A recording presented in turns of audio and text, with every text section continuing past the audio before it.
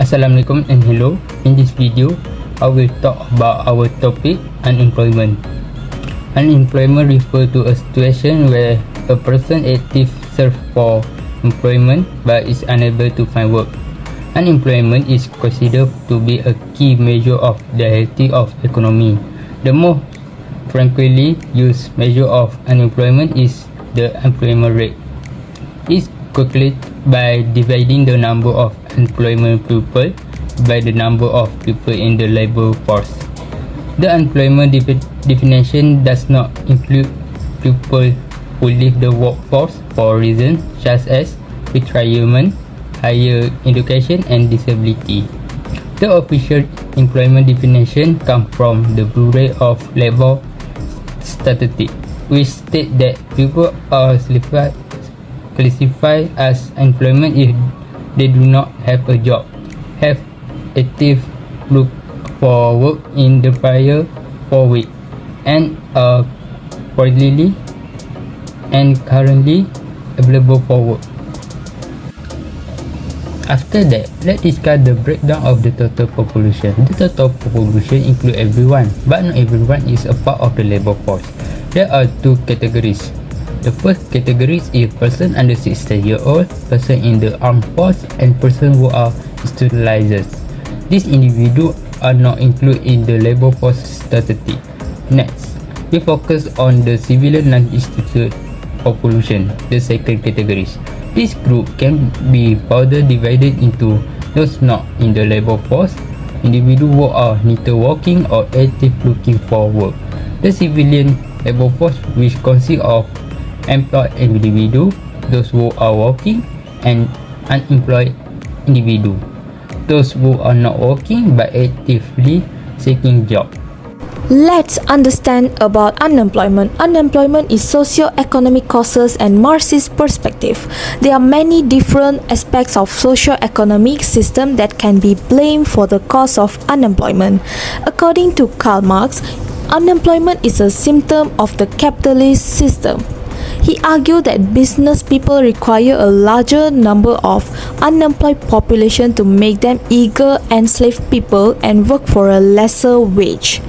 Causes of unemployment can be divided into different categories that are frictional, structural, cyclical, and also of unemployment.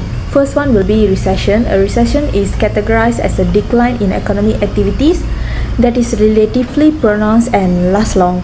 In a recession, spending by consumers, business, and output generally dovetails and last long. Businesses' revenues tend to drop and layoffs are often the quickest available option to reduce expenses. Global financial crisis of 2008 caused a high level of unemployment in various sectors including finance, construction, and also manufacturing. The second main causes of unemployment will be depression. A depression is a sustained and more deep-seated downturn in economic growth than a business recession. It usually lasts several years subsequently, causing high levels of unemployment, deflation, and economic shrinkage. Depression can be triggered by a widespread closure of firms, reduced demand for goods and services, and even lost confidence in the economy, resulting in an unfavorable job market. For an example, the Great Depression of 1930s led to the level of unemployment to grow over 20% in some countries. Factor of unemployment will be exiting one employment in search of another discovered job. This happens when the employees decide to pursue better opportunity, better work-life balance, more pay, or the advancement in their career by quitting their current job position. For an example, an IT professional shifts from another corporate job to work for a startup, or a specialist is trying to apply for an organization in another industry which has a better chances of growth. There are three types of unemployment formulas. Unemployment rate will be a crucial tool economics to use to measure the health of a country's labor market.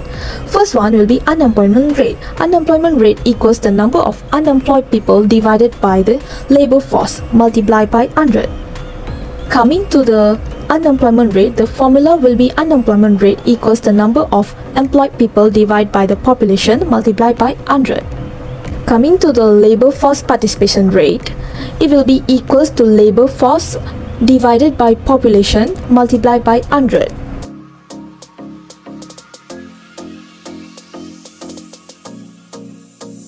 There are four categories of unemployment.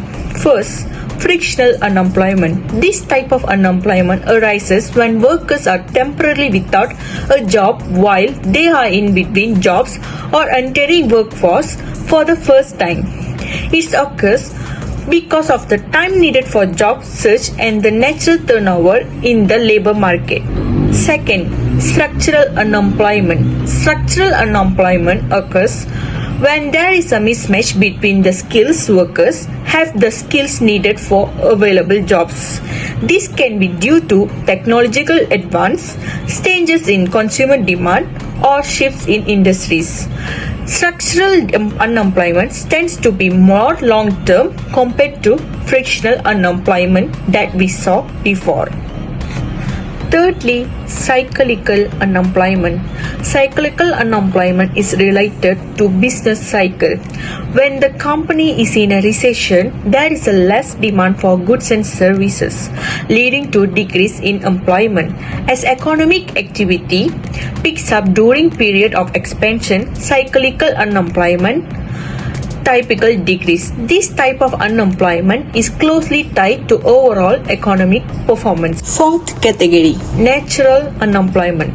Natural unemployment consists to two of the three main types of unemployment, frictional and also structural. It's explained why there will always be some level of unemployment even in a healthy economy. People will always be changing jobs and sometimes they leave jobs before finding a new one. There will always be some people with skills that are no longer needed. This infographic summarizes Malaysia Labour Force Survey Report for the first quarter of 2024, released by the Department of Statistics Malaysia. This data highlight improvement in Malaysia labour market, reflecting lower unemployment and slight growth in the labour force. The articles highlights that youth unemployment driven by systematic issues and mismatch between skills and job market needs is a global concern with significant social and economic consequences. The article also can conclude that addressing youth unemployment requires urgent policy reforms, including aligning education system with a labour market needs and increasing economic opportunities for young people.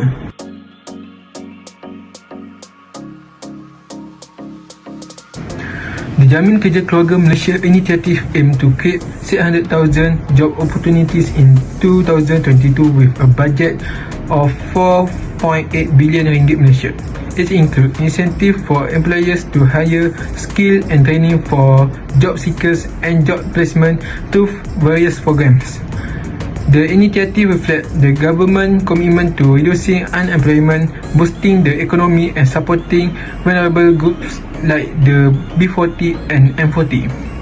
Employers and job seekers are encouraged to leverage these opportunities to strengthen Malaysia's workforce and aid in economic recovery.